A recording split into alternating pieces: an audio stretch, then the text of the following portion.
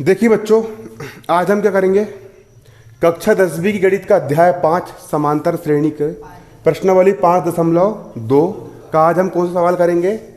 चौथा सवाल यहाँ पर हम हल करने वाले, बेहद सरल सवाल है। समांतर श्रेणी क्या दी गई, 3, 8, 13, 18 का कौन सा पद 78 है। इस समांतर श्रेणी का कौन सा पद क्या है, 78 है। यहां पर आपको ये बताना है, क्या बताना है, समांतर श्रेणी का कौन सा पद 78 है। हमको का पता कौन सा पद 78 है, जो ज्ञात करना होता है वही मान के हल किया जाता है। तो मैं मान लूंगा, माना समांतर श्रेणी का n पद 78 है। क्या मान लूंगा, समांतर श्रेणी का n पद क्या है, 78। जो ज्ञात करना होता है हम उसी को मान के चलते हैं। इसने पूछा कौन सा पद 78 है, मैं मान लूंगा समांतर श्रेणी का n पद 78 है। यहां पर हम क्या डालेंगे, हल डालेंगे और क्या लिखेंगे, माना समांतर श्रेणी का n पद an बराबर कितना है, 78 है। ये मान लिया मैंने, समांतर श्रेणी का n पद कितना है, 78 है। तथा समांतर श्रेणी क्या दी गई है, समांतर श्रेणी क्या दी गई है, 3, 8, 13, 18 जहां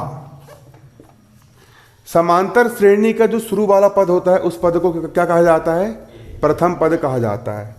जहां प्रथम पद कितना है आपका, प्रथम पद ए का मान कितना है, 3, कितना है, 3। तथा अगला हम क्या निकाल लेंगे, सार्वंतर। क्या निकाल लेंगे, सार्वंतर डी बराबर क्या होता है, द्वितीय पद माइनस प्रथम पद। द्वितीय पद कितना है, 8 माइनस प्रथम पद कितना है, 3।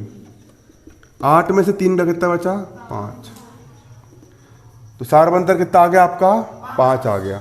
ठीक है, सार्वंतर निकालने का सूत्र होता है, दूसरे पद में से पहला पद घटा दो। दूसरा पद हो गया 8, पहला पद हो गया 3, घटा दो। सार्वंतर कितना आ गया आपका, 5 आ गया। कितना आ गया, 5। कितना आ गया, 5। ठीक है, अब n पद लिखा यहां पर, सूत्र कौन सा लगाएंगे हम, n पद का। क्या क्या लगाएंगे, क्या लिखोगे यहां पर, समांतर श्रेणी का n पद। क्या होता है समांतर श्रेणी का n पद, n बराबर a plus n minus 1 into D. अब n पद का मान कितना दिया है हमने, कितना मान है, n पद an का मान कितना मान लिया हमने, 78। an का मान कितना रख देंगे, 78। प्रथम पद a का मान कितना दिया है, 3 प्लस n का मान कितना है, नहीं पता। n का मान पता है क्या, नहीं। n का हो गया n माइनस 1 का माइनस 1, और d का मान कितना है, d का मान है 5। 78 का हो गया 78। इस तरह 3 धन का है, जब बाजू हो जाएगा तो क्या हो जाएगा, ऋण का, बराबर का बराबर। अब 5 का मल्टीप्लाई कोष्टक से हो रहा है, 5 का इससे भी होगा, 5 का इससे भी होगा। 5 इंटू n कितना हो जाएगा, 5n माइनस का माइनस, 5 एक कम 5। 78 में से 3 का कितना बचा, 75 बराबर 5n माइनस 5 का कितना हो जाएगा, 5n माइनस 5।